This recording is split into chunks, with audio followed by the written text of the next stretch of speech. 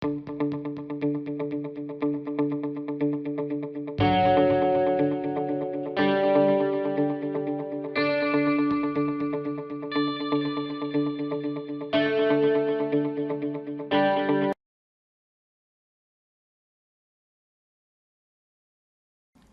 in the previous years, this year also we all have gathered to unfurl the national flag and reaffirm our respect and faith in it. But this year there is one thing new. Not only the people assembled here are able to see me, but people in thousands of villages spread over in several states in the country are able to participate along with us in today's historic function. They also are able to witness this historic occasion and hear whatever is happening.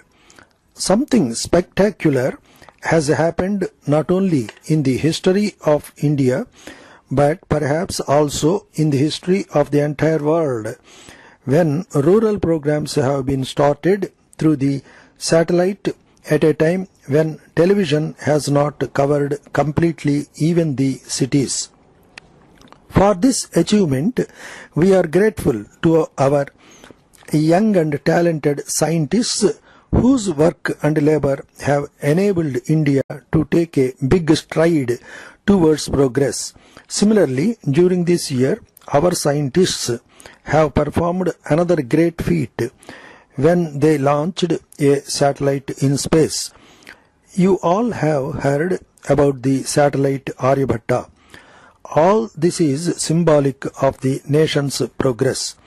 We have unfurled the flag here today and we repeat so every year because it represents our desire cherished since pre-independence days to unfurl free India's flag on the ramparts of the Red Fort.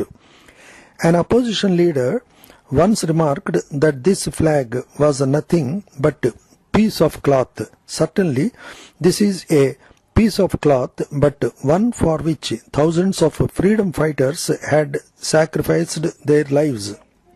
For this same piece of cloth, our brave soldiers painted the Himalayan snow with their blood. This piece of cloth is a symbolic of the unity and strength of India. It is because of this strength we respect this piece of cloth and always keep it aloft. We shall never allow it to dip low, and every Indian has to remember this always. This is a piece of cloth, all right, but it is dearer to everyone than our lives. Like the slander about the national flag, misunderstanding was also created recently about our independence. Freedom is not a magic which can independently eradicate poverty and remove our difficulties. Independence only opens a door which removes the stagnation of centuries. That is all that independence means. Independence does not mean the license to organize whatever we may desire to do. Rather, it offers everybody an opportunity to perform our duty. Independence does not merely mean a government by Indians. It means that government should necessarily be capable of taking independent decisions courageously. It must also mean that such a courageous government should be capable of thinking independently in the interest of the country as well as in the interest of global peace. All this together would mean independence. We became independent not to destroy whatever we had or violate our cherished ideals, but because we had to uplift the people who had remained oppressed for centuries, and also because we had to fight and vanquish the evils that had crept in due to caste, creed and color and were responsible for our backwardness.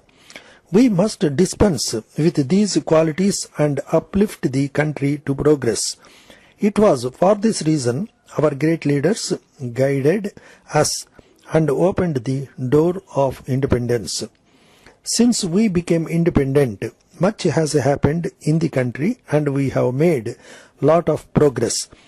I have referred to Aryabhatta and other communication satellites, but apart from them, we have made tremendous progress in fields of agriculture, industry, education, etc.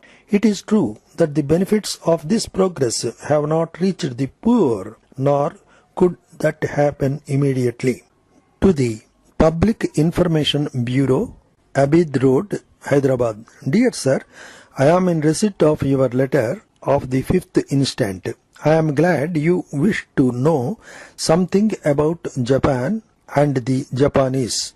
Japan is indeed a beautiful country. The land, the people, their dresses and manners are all beautiful.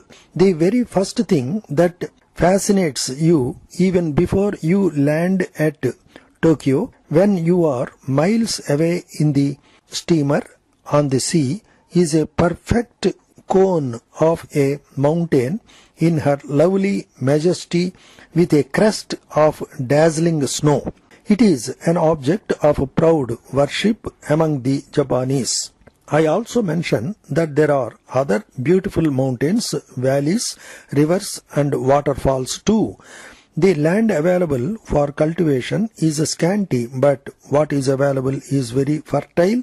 Rice is extensively cultivated here, but Japan cannot produce enough food for her people, and this is a great worry to her. She is much advanced in industries and commerce. Children of both sexes are dressed alike.